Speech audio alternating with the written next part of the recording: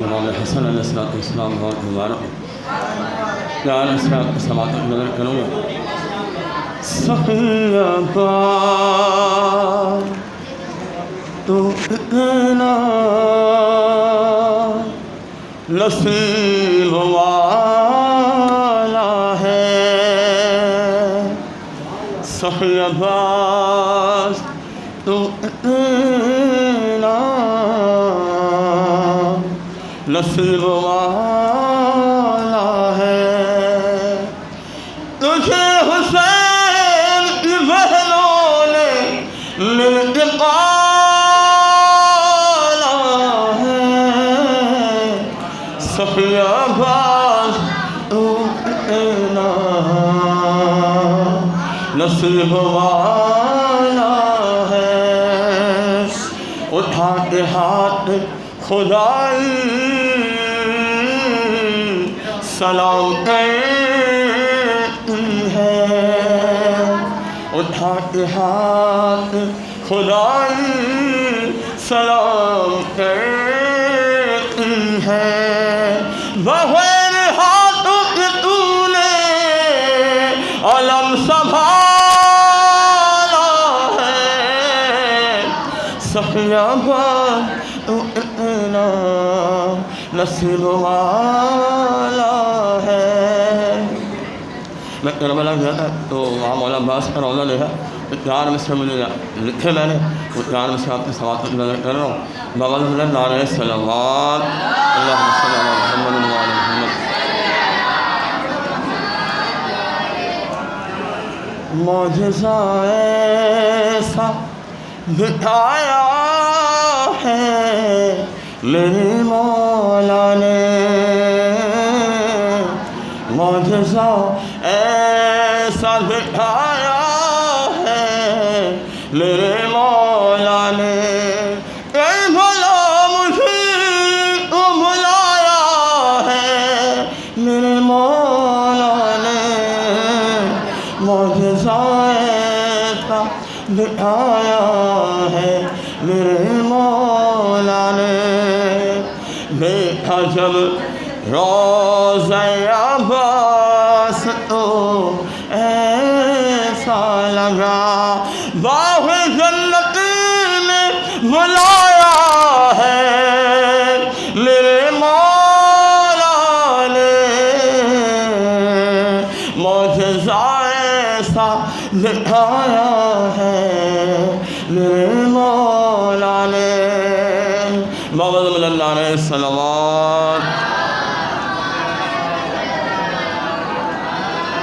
ان سے پیار میں مولا حسن کی ولادت تھی حسن کے ذکر میں جب ذکر اردگار کیا حسن کے ذکر میں جب ذکر اردگار کیا میرے خدا نے اسے حمزل شمار کیا حسن کے ذکر میں خطا میں اسے کو لکیریں نے شمار کیا خطا میں اسے کو لکیریں نے شمار کیا حسن کے ذکر میں جس نے بھی اختصار کیا حسن کے ذکر میں جب ذکر اردگار کیا خدا کا شیر ہوا اپنے شیر پر نازاں خدا کا شیر ہوا اپنے شیر پر نازاں قلم کی نوک سے شفر نے جب شکار کیا حسن ذکر میں جب ذکر اردگار کیا. آخری مصرع کے سوال کو نظر کر رہا ہوں. بچھا کے فرش ملا ہم نے آج میر حسن. بچھا کے فرش ملا ہم نے آج میر حسن. حسن کے جشن میں قائم کا انتظار کیا. حسن کے ذکر میں جب ذکر اردگار کیا. بابا صلی اللہ علیہ وسلم.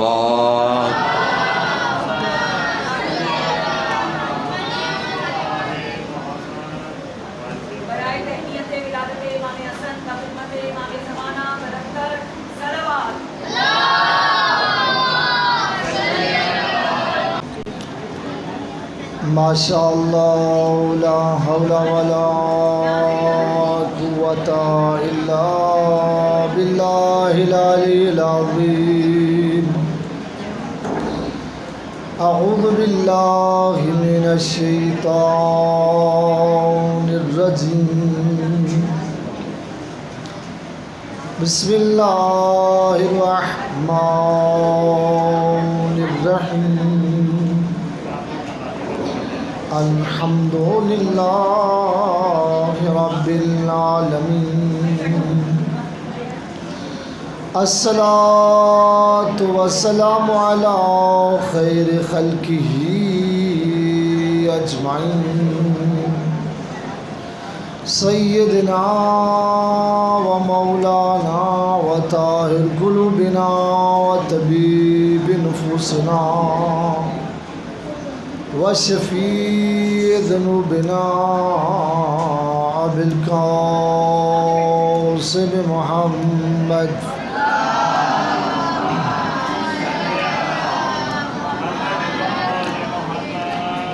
وآل بیتہ الطیبین الطاہرین المعصومین. واللعنۃ الدائمۃ علی اعدائہم اجمعین. من یوم عداوتہم الی ابد العابدین.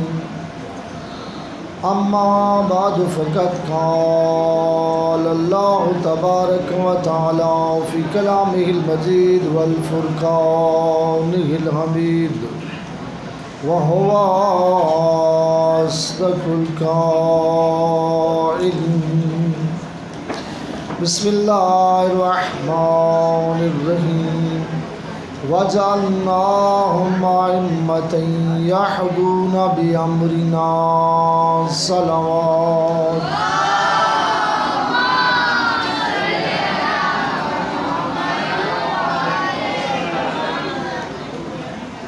سب سے پہلے خداوند منان کی بارگاہ میں التماس ہے کہ خالق اکبر کی ذات آپ تمام کے درود و تسبیحات و تلاوت قرآن مجید و روزہ و افطار اپنی بارگاہ میں قبول فرمائے، اور اس ماہ مبارک کے صدقے میں خالق اکبر کی ذات ہمارے مولا کے ظہور میں تعجیل فرمائے، اور ہماری ان گناہ گار آنکھوں کو اپنے مولا کا دیدار نصیب فرمائے. ان تمام دعاؤں کی قبولیت کے لیے مرتبہ بلند تر صلوات.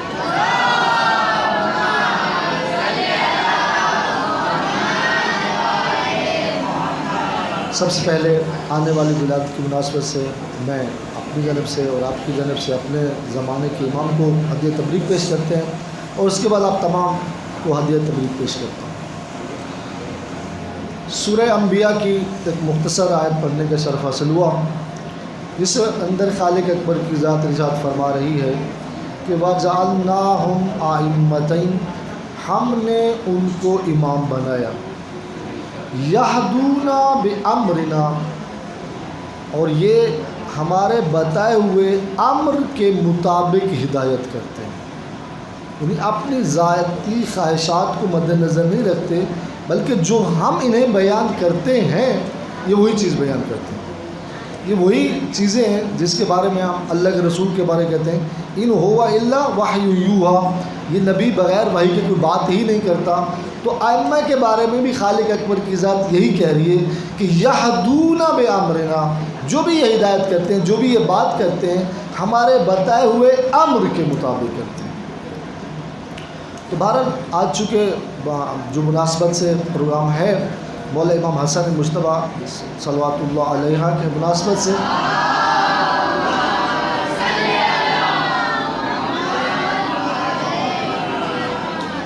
مولا کی ولادت 15 شعبان مبارک اور 3 ہجری کو مدینہ کے اندر ہوئی۔ اب ظاہر سی بات ہے کہ جب بھی کوئی بچہ کسی گھر کے اندر پیدا ہوتا ہے تو 2 کام وہاں پہ ضرور ہوتے ہیں۔ سب سے پہلا کام یہ ہوتا ہے کہ خوشی، ہر گھر کا فرد خوشی مناتا ہے، خوش ہوتا ہے کہ آج ہمارے گھر کے اندر ایک بچہ پیدا ہوا ہے۔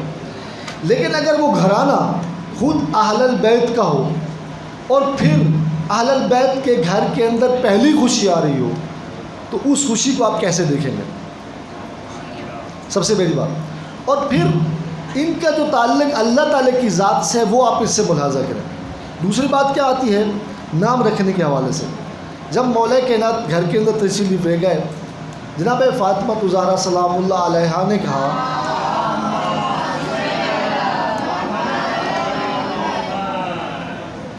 کہ مولا اس کا نام کیا رکھنا ہے؟ تو مولا مسکرا کے کہنے لگے کہ اے زہرا، آپ کو تو معلوم ہے میں نے کبھی اللہ کے رسول پر کبھی پیش قدمی نہیں کی ہے، کبھی سبقت نہیں کی ہے۔ اب جیسے اللہ کے رسول، اب جناب اللہ کے رسول کی خدمت میں بچے کو پیش کیا گیا تو اللہ کے رسول نے کہا کہ نام رکھیں۔ مولا کائنات نے کہا اس کا نام رکھیں۔ کہا جب آپ نام نہیں رکھتے تو اللہ تعالیٰ کے ہوتے ہوئے میں کیسے سبقت کر سکتا ہوں؟ ابھی یہ الفاظ ہی بیان ہو رہے تھے تو جبرائیل نازل ہوئے، کہنے لگے اے رسول کہ علی کو تم سے وہی نسبت ہے جو ہارون کو موسیٰ سے تھی، اور ہارون کے بیٹے کا نام شبر تھا، آپ اس کا نام وہی رکھیں۔ اور شبر عبرانی زبان کا لفظ تھا، اور جب اس کی ٹرانسلیشن عربی کے اندر کی گئی تو اس کا معنی تھا حسن، اور حسن کے معنی ہے جس کے اندر تمام تر نیکیاں سمٹ کر آ جائیں، اسے حسن کہتے ہیں۔ یہ نام رکھا گیا، اور یہ نام اس سے پہلے کائنات میں کسی کا نام نہیں تھا۔ اللہ تعالیٰ کی ذات نے اپنے خزانے کے اندر اس نام کو چھپا رکھا تھا۔ اب جب یہ نام رکھا گیا اس کے بعد مولا کے مختلف القابات، مولا کے مختلف بہترین القاب میں سے، مشہور القاب میں سے المجتبیٰ، ذکی، سبط رسول، کریم، اب یہ سارے مولا کے القابات ہیں۔ ان میں سے میں یہاں سے شروع کروں گا کہ ایک مولا کا لقب ہے کریم۔ خود مولا کائنات نہج البلاغہ کے اندر فرماتے ہیں کہ لوگ 4 قسم کے ہوتے ہیں، الناس اربعۃ اقسام، لوگ 4 قسم کے ہوتے ہیں۔ پہلا شخص کیا ہوتا ہے؟ بخیل۔ بخیل کیا ہوتا ہے؟ کہ جو خود تو چیزیں استعمال کرتا ہے، خود تو چیزیں کھاتا ہے لیکن دوسروں کو پسند نہیں کرتے اسے دے۔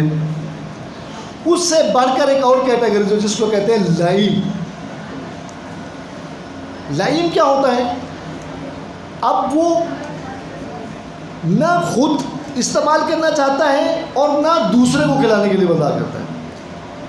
اور اس کے مقابلے میں کیا ہے؟ اب یہ 2 کیٹیگریز آ گئی، اب اس کے مقابلے میں 2 اور سن لیں۔ اب پہلے ہم نے کہا بخیل، جو خود تو کھاتا ہے دوسروں کو کھانے نہیں دیتا۔ اس کے مقابلے میں سخی، جو خود بھی کھاتا ہے اور دوسروں کو بھی کھلاتا ہے۔ اب تیسرا درجہ کیا تھا؟ لعین کا، اس کے مقابلے میں ہے کریم۔ تو کریم کیا ہوتا ہے؟ جو خود کھائے نہ کھائے لیکن دوسروں کو ضرور کھلاتا ہے، یعنی خود بھوکا رہ جائے اور دوسروں کو کھلائے۔ تو مولا امام حسن ویسے تو سارے خاندان اہل بیت جتنے بھی ہیں سب کے سب کریم ہیں، لیکن یہ لقب فقط مولا امام حسن کا ہے کہ کیا؟ کریم۔ یعنی کیا مطلب؟ یعنی مولا خود بھوکے رہیں لیکن دوسروں کو کھانا کھلاتے ہیں۔ اور یہی وجہ ہے کہ آج پوری کائنات کے اندر جب بھی کوئی بات آتی ہے، کھانا کھلانے کی بات آتی ہے، تو دستر امام حسن کی بات آتی ہے۔ ہر امام نے اپنے دور کے اندر کھانا کھلایا، بھوکوں کی مدد کی، بہت سارے لوگوں کے ساتھ تعاون کیا، لیکن مولا امام حسن کا یہ ایسا کام تھا کہ جو فقط مولا امام حسن کو یہ ملا۔ آج تک جتنے بھی کھانے کھلائے جاتے ہیں سب کچھ نام کے لیے جاتے ہیں، لیکن سب سے بہترین جو کھانا کھلایا جاتا ہے اس کا جو نام دیا جاتا ہے وہ دستر امام حسن، انہیں آپ اندازہ کریں۔ اور بچپن کا زمانہ، اب ذہن سی بات اس سے آگے چلتا، اللہ کے رسول نے نام رکھ دیا، لقب ہو گیا۔ اب یہ سارا سلسلہ جو پہلا، چونکہ یہ اسلام کے اندر رسول خدا کی اعلان کے بعد سب سے پہلا اس گھرانے کے آنے والا بچہ تھا، تو اب جو اسلام کی جو رسم شروع ہوئی انہی سے شروع ہوتی ہے۔ ہم رسم عقیقہ کرتے ہیں، تو اسلام کے اندر جو پہلی رسم شروع کی گئی اس کی ابتدا مولا امام حسن سے ہوتی ہے۔ عقیقہ کی سنت جو ہے 7ویں دن اللہ کے رسول نے کیا کیا، مولا امام حسن کے سر کو منڈوایا، اس کے برابر جو ہے وہ چاندی اللہ کے راہ میں صدقہ دی، اور ایک کیا ہے عقیقہ کیا گیا، جانور کو ذبح کیا گیا۔ تو یہ عقیقہ آج بھی جو دنیا کے اندر سنت کے نام سے مشہور ہے، اس سنت کی ابتدا کہاں سے ہوتی ہے؟ مولا امام حسن سے ہوتی ہے۔ اور اسی طرح سیدھے کان کے اندر اذان دی گئی اور الٹے کان کے اندر اقامت کی گئی۔ عام طور پر یہ کہا جاتا ہے کہ یہ ایک رسم ہے، لیکن اس کے عجیب و غریب اثرات ہیں۔ کتاب کا نام ہے آداب معاشرت، اس کے اندر یہ واقعہ درج ہے کہ برے صغیر کے اندر جب مسلمان اور ہندو اکٹھے رہتے تھے، ایک ہندو خاتون کے ہاں بچے کی پیدائش نہیں ہو رہی تھی۔ اب اس نے ذہن میں قصد کیا اگر میرا بچہ پیدا ہوا تو جس طرح مسلمان عورتیں اپنے بچے کو لے کر فلاں شخص کے پاس لے جاتی ہیں اور اس کے کان میں وہ کچھ پڑھتا ہے، بس اگر میرا بچہ پیدا ہوا تو میں بھی یہ کام کروں۔ اب کیا ہوتا ہے کہ اللہ تعالیٰ کی ذات نے اس کو ایک بچہ عطا کیا، بیٹا عطا کیا۔ اب وہ تھوڑی جو سنبھلی تو اپنے بیٹے کو لے کر وہاں چلی گئی اس عالم بزرگوار کے پاس، جس طرح مسلمان خواتین اپنے بچوں کو لے کے جاتی تھیں۔ کہنے لگی کہ اس کے کان میں وہ تمام چیزیں پڑھ دیں جو آپ مسلمانوں کے بچوں کے ہاں پڑھتے ہیں۔ کہا یہ تو ہمارے رسول کی سنت ہے کہ جب بھی کوئی بچہ پیدا ہوتا ہے ہم اس کے سیدھے کان میں اذان کہتے ہیں اور الٹے کان کے اندر اقامت کہتے ہیں۔ تو کیا اب جو بھی ہو، اب جو بھی پڑھتے ہیں مسلمانوں کے بچوں کے کان میں، میرے بچے کے کان میں بھی وہ چیز پڑھ دیں۔ تو اس عالم بزرگوان نے بچے کو لیا، اس کے سیدھے کان میں اذان کہہ دی اور الٹے کان میں اقامت کہہ دی۔ وہ بچہ کو لے کے چلی گئی۔ اب وقت گزرتا رہا، بچہ بڑا ہوتا رہا، بچہ بڑا ہوا، اب اس قابل ہوا کہ وہ حویلی سے باہر چلا جائے کھیل کود کے لیے۔ اب جب وہ حویلی سے باہر گیا تو جب بچہ ایک ہو اور پھر پہلی مرتبہ حویلی سے جا رہا ہوں تو ماں بڑی کانشیس ہوتی ہے، حساس ہوتی ہے کہ میرا بچہ کہیں آگے پیچھے نہ ہو جائے۔ تو وہ دیکھتی ہے کہ اس کا بچہ بجائے ہندوؤں کے بچوں کے ساتھ کھیلنے کے وہ مسلمانوں کے بچوں کے ساتھ کھیل رہا ہے۔ بڑے حیران ہو جاتی ہے کیا بات ہے، سارے رشتہ دار اس کے یہاں ہیں لیکن یہ بچہ جا کے وہ دور جو مسلمانوں کے بچے کھیلنے ان کے ساتھ کھیل رہا ہے۔ خیر بچہ تھا تو پھر واپس آیا، ان کو اشارہ کا سمجھایا بیٹا یہ تمہارے کزن ہیں، یہ تمہارے رشتہ دار ہیں، یہ خالہ زاد ہے، چاچو زاد ہے، ان کے ساتھ کھیلا کریں۔ اب چھوٹا بچہ تھا کوئی جواب نہیں دیا، خاموش ہو گیا۔ اب اس کی روٹین یہی ہوتی تھی، گھر سے جب بھی نکلتا مسلمانوں کے بچوں کے ساتھ کھیلنا شروع کر دیا۔ اب رفتہ رفتہ بڑا ہو گیا، جب بات سمجھانے کی تک نوبت پہنچی تو اس کو روش تو وہی تھی، اس کا طریقہ کار تو وہی تھا، کیا کہ ہندو کے بچوں کے ساتھ نہیں مسلمانوں کے بچوں کے ساتھ کھیلتا تھا۔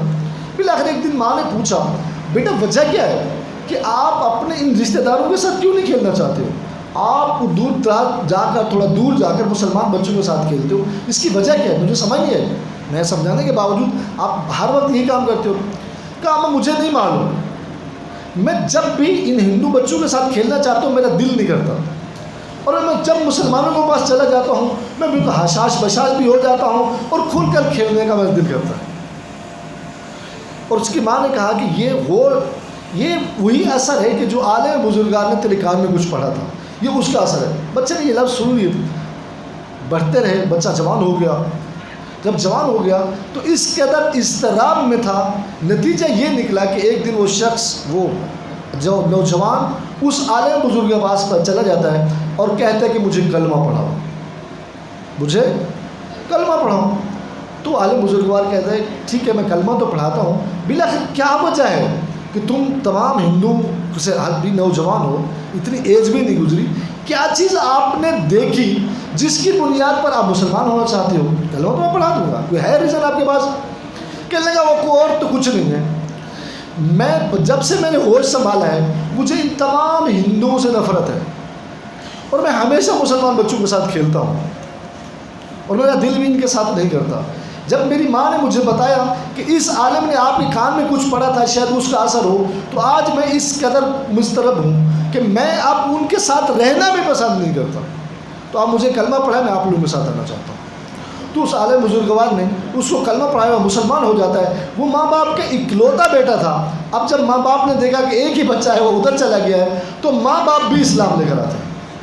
یعنی اب اندازہ کریں, اگر بچپن کے اندر انسان کان میں اذان کہے, الٹے کان کے اندر اقامت کہے, تو اس کا اتنا اثر ہوتا ہے کہ اگر ہندو بھی ہو تو وہ کیا بن جاتا ہے؟ مسلمان ہو جاتا ہے. اس لیے اگر ہم لوگ جہاں پہ اذان دیتے ہیں, سب کچھ کہتے ہیں, بار بار کہہ رہے ہوتے ہیں کہ اس اذان کے الفاظ کو دہرائیں, باتیں نہ کریں. تو بہت ساری روایت کا خلاصہ یہ ہے کہ قیامت کے دن جب انسان اٹھے گا تو بعد انسان گونگے ہوں گے.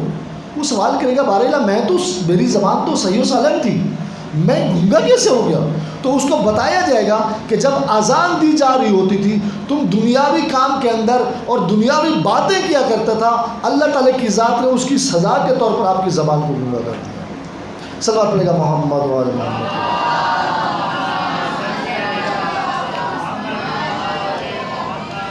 حسن ہر لحاظ سے حسن ہے, حسن ان خوبصورت, حسن ہر لحاظ سے حسن ہے, جس لحاظ سے بھی دیکھا جائے. امام کا بچپنا ہے, علمی حوالے سے بات کی جائے تو اللہ کے رسول گود میں لے کے بیٹھے ہیں, 4 سے 5 سال کا سن ہے, صحابہ کا مجمع ہے, سارے جھرمٹ بنا کے بیٹھے ہوئے ہیں. اچانک اس مجمع کے اندر ایک شخص وارد ہوتا ہے جس کے چہرے کے اوپر نورانیت تھی, روب و دبدبا موجود تھا. وہ چلتا چلتا اللہ کے رسول کے پاس پہنچا, کہنے لگا السلام علیکم یا رسول اللہ. اللہ کے رسول کھڑے ہوئے, کہا علیکم السلام, اس کے سلام کا جواب دیا. یعنی رسول کا کھڑا ہونا اس بات کی دلیل تھا کہ کوئی آنے والا معمولی شخص نہیں ہے. تبھی تو اللہ کے رسول اٹھ کے اس کو سلام کا جواب دے رہے ہیں. اور تھوڑی دیر بعد کہنے لگے کہ مجھے چند سوالات آپ سے پوچھنے ہیں, اگر آپ اجازت دیں تو میں پوچھ لوں. تو اللہ کے رسول فرماتے ہیں اگر آپ مناسب سمجھیں تو میرے اس بیٹے سے پوچھ لیں. اس نے کہا کوئی بات نہیں, جیسے آپ کا حکم ہے ویسے کر لیتا ہوں. اب اس نے کیا کیا, اس بچے کو اپنی گود میں لیا اور اس پورے مجمع سے سائڈ پہ لے گیا اور مسلسل سوال کرتا رہا, جواب لیتا رہا, سوال کرتا رہا. کافی دیر تک یہ سوال و جواب ہوتے رہے اور تھوڑی دیر کے بعد واپس آیا اور اللہ کی گود میں دوبارہ بچہ چلا گیا. کہنے لگا اللہ کے رسول نے کہا آپ کے سوالوں کے جواب مل گئے؟ کہا اللہ کے رسول جس طرح آپ مجھے سوالوں کے جوابوں سے مطمئن کرتے تھے, اس چھوٹے بچے نے بھی اسی طرح سوالوں کے جواب دے کے مجھے مطمئن کیا ہے. اور جب یہ جانے لگے پھر اللہ کے رسول نے اٹھ کے اس کا استقبال کیا اور وہ چلے گئے. جب صحابہ نے دیکھا کہ یہ کون شخصیت ہے کہ اللہ کے رسول جیسی ہستی اس کے استقبال کے لیے کھڑی ہو جاتی ہے اور جب جانے لگتے ہیں تو بھی استقبال کر کے اس کو واپس کرتی ہے. پوچھا یہ اللہ کے رسول یہ کون تھے؟ کہا یہ میرے بھائی خضر تھے. جب ان کو کچھ سوالوں کا مسائل کا پرابلم ہوتا ہے تو یہ میرے پاس آ جاتا ہے. تو بس یہاں سے ہمیں پتہ چلتا ہے کہ صحابی وہ ہوتا ہے کہ جو نبی کی صحیح طریقے سے پہچان نہ کر سکے. امام وہ ہوتا ہے جو نبی کو بھی پڑھا دے.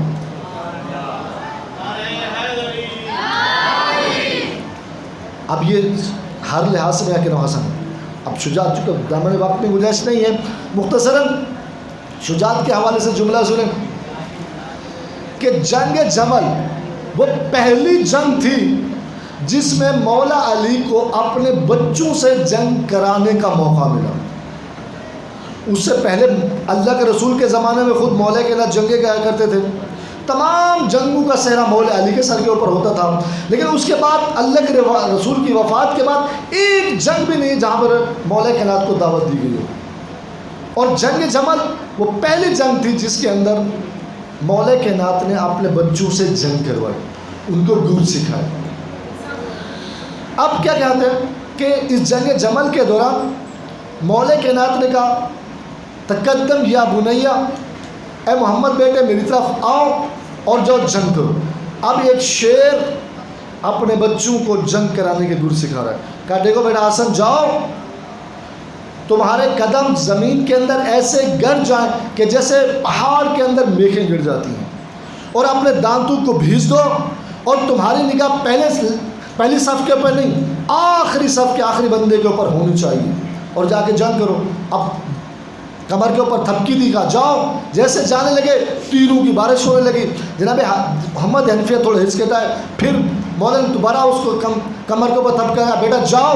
پھر اتنے زیادہ تیروں کی بارش ہونے لگی، اتنے زیادہ تیر آنے لگے کہ جناب محمد حنفیہ کا چلنا مشکل ہو گیا۔ جب یہ کیفیت دیکھی جناب مولانا حسن مجتبیٰ نے اپنی مسند سے اٹھے اور تلوار لی، اور جناب محمد حنفیہ کو کہا تم پیچھے چلے جاؤ، میں دیکھتا ہوں۔ اس کے بعد جناب مولانا امام حسن نے قلب لشکر کے اوپر حملہ کیا، اور پھر کیا میمنہ کو میسرہ پہ دے مارا، اور میسرہ کو میمنہ کے اوپر دے مارا، اور فوجوں کو دوڑاتے ہوئے پیچھے لے گئے، اس اونٹنی کے پاس پہنچے اور اس کی اونٹنی کو قطع کیا اور لا کر مولا کائنات کی خدمت میں پیش کیا۔ اب یہ دیکھنا تھا کہ جناب محمد حنفیہ نے سر جھکا لیا کہ میں تو یہ کام کر نہیں سکا ہوں، یہ تو جناب حسن نے یہ کام کر دیا ہے۔ اب میں آپ سے سوال کرنا چاہتا ہوں کہ مولا کس کو تبکی دیں؟ حسن مولا کو دیں یا محمد حنفیہ کو دیں؟ تو یہاں پہ کیا ہوا کہ جیسے دیکھیں نا جناب محمد حنفیہ کا سر جھکا ہے، اور مولا کائنات جناب محمد حنفیہ کے قریب آئے اور سینے سے لگایا، ماتھے سے چوم کر کہنے لگے محمد پریشان مت ہو، محمد پریشان مت ہو، وہ رسول کا بیٹا ہے، رسول کے بیٹے ایسے جنگ کرتے ہیں، تو علی کا بیٹا ہے، علی کے بیٹے ایسے جنگ کرتے ہیں۔ کیوں؟ یہ سمجھانا چاہ رہے تھے کہ کہیں بھائیوں کے درمیان مخاصمت نہ ہو جائے۔ حضرت یوسف اور بھائیوں کے درمیان کیا وہ مخاصمت ہوئی کہ جناب یعقوب حضرت یوسف کے ساتھ زیادہ محبت کرتے تھے۔ مولا یہ بھی یہاں پہ اسے درس دینا چاہتے تھے، کوئی بھی ہو کسی کے درمیان مخاصمت کرنے کا یہ بہترین طریقہ تھا، اور اس کے یہی ہمیں سمجھ آتی ہے کہ جب جنگ صفین کے اندر محمد حنفیہ بار بار حملہ کرنے کے بعد زخمی ہو کے واپس آتے ہیں، خود مولا کے نام اونچی جگہ پر بیٹھ کر ایک طرف مولا امام حسن بیٹھے ہوئے اور دوسری طرف جناب مولا حسین بیٹھے ہوئے۔ اب جب محمد حنفیہ زخمی ہو کر آئے تو مولا اپنی مسند سے اٹھے، دودھ اور شہد کا کیا پلایا، شربت پلایا، اپنے ابا کے دامن سے ہوا دی اور کہا بیٹا آرام کرو۔ جب آرام کرنے کے لیے جناب محمد حنفیہ جا رہے تھے، ایک شخص چاپلوسی کرتے ہوئے خوشامد کرتے ہوئے پیچھے کہنے لگا کہ لگتا ہے کہ علی کو آپ سے زیادہ محبت نہیں ہے۔ تو محمد حنفیہ جاتے ہوئے رکے کہ کیسے؟ کہ آپ اتنے زخمی تھے، آپ کو بار بار بھیج رہے تھے، اور ایک طرف امام حسن بیٹھے ہیں، دوسری طرف حسین، وہ جنگ کا نظارہ کر رہے ہیں، وہ جنگ کے لیے ان کو نہیں بھیجا ہے، اس لیے آپ کو بار بار بھیج رہے تھے۔ جناب محمد حنفیہ نے کچھ بھی نہیں کہا، اپنے تلوار کو نیام سے باہر نکالا اور سیدھا اس کی آنکھوں کی طرف اشارہ کیا۔ اس نے اپنے دونوں ہاتھ آنکھوں کے اوپر رکھ دیے۔ محمد حنفیہ نے دوبارہ تلوار کو نیام میں رکھا اور سوال کیا کہ یہ بتا کہ یہ ہاتھ کس کے ہیں؟ کہا میرے ہیں۔ کہا آنکھیں کس کے ہیں؟ کہا میری ہیں۔ کہ میں نے تو تلوار آنکھوں کی طرف کی تھی، آپ نے دونوں ہاتھ آنکھوں پہ کیوں رکھ دیے؟ کہ آنکھیں جسم کا بہترین حصہ ہیں، اس کے اوپر ہاتھوں کو قربان کیا جا سکتا ہے۔ کہ بس یہی وجہ ہے کہ حسن اور حسین میرے بابا کی آنکھیں ہیں، میں اپنے بابا کا بازو ہوں، میرے بابا اپنی آنکھوں کی حفاظت کرنے کے لیے اپنے بازو کی قربانی دے رہے ہیں۔ یہ ساری چیزیں کیا ہیں؟ اس وجہ سے۔ اور بس مختصراً آخری بات آپ کی ذہن پہ تمام، اور یہ ایسا جملہ ہے اس کو بار بار دہراتے بھی رہیں اور اس سے محظوظ بھی ہوتے رہیں۔ جب مولا امام حسن نے کئی مرتبہ، بعض مرتبہ 3 بار میں خود دیکھا کہ 3 مرتبہ مولا امام حسن نے اپنا سب کچھ اللہ کے نام پہ قربان کر دیا، اللہ کے نام میں دے دیا، صدقہ کر دیا، حتیٰ کہ نالین بھی دے دی۔ اب جب یہ حاکم شام کو پتہ چلا نا کہ حسن نے یہ کام کیا ہے، لیٹر لکھا، اب خود تو کچھ کر نہیں سکتے، اب وہ یہ سارے کام کرنے کے لیٹر لکھا، اور لیٹر کے آخر میں یہ لکھا کہ کیا لا خیر فی الاسراف، اسراف کے اندر کوئی بھلائی نہیں ہے، آپ نے اسراف کیا ہے، سارا مال و جائیداد اللہ کے نام پہ قربان کر دیا، یہ تیرا اسراف ہے۔ اب دیکھو لسان اللہ کے بیٹے نے ایک جملہ کہا کہ تاریخ اس جملے کو یاد کرے گی، لفظ وہی ہے، تھوڑی سی ترتیب کو چینج کر دیا۔ اس نے کہا لا خیر فی الاسراف، یہ اسراف کے اندر کوئی بھلائی نہیں ہے۔ مولا نے کہا لا اسراف فی الخیر، کہ خیر کے اندر کوئی اسراف ہی نہیں ہوتا، جتنا تم خرچ کرتے چلے جاؤ نیکی کے اندر، وہاں اسراف نہیں کہتا بلکہ اہل عبادت بن جایا کرتا ہے۔ بس یہ رمضان مبارک کا مہینہ ہے، اس کے اندر یہ نیکیوں کا اسراف نہیں، جتنی نیکی مولا امام حسن یہ پیغام دینا چاہتے ہیں کہ تم جتنی نیکیاں کر سکتے ہو کرو۔ بہت ساری روایات یہ بتاتی ہیں کہ قیامت کے دن جب انسان وہاں پہ اٹھے گا تو آپ انسان کے اندر سب سے پہلی حسرت یہی ہوگی، اے کاش کہ میں دنیا کے اندر سب سے زیادہ نیکیاں کرتا۔ اور جس کا فارمولہ مولانا امام حسن نے بتایا کہ کیا کرنا ہے، خیر کے اندر اضافہ کرنا ہے۔ یہ ماہ مبارک ہے، ہم خالق اکبر سے دعا کرتے ہیں کہ خالق اکبر کی ذات اس ماہ مبارک کے اندر ہمیں سب سے زیادہ نیک کام کرنے کی توفیق نصیب فرمائے، ہمیں تمام برے اور برائی والے کاموں سے بچنے کی توفیق نصیب فرمائے۔ میرے اللہ، یہ دنیا ظلم و جور سے پور ہو چکی، میرے اللہ ہمارے مولا کے ظہور کے ذریعے اس پوری کائنات کے اندر عدل انصاف قائم فرما، ظلم و بربریت کا خاتمہ فرما، میرے اللہ ہمارا خاتمہ بالایمان فرما، میرے اللہ ہمارے تمام لوگوں کو شرف قبول نصیب فرما، بحق محمد وعلیہ الطیبین الطاہرین المعصومین، اب صلی علی محمد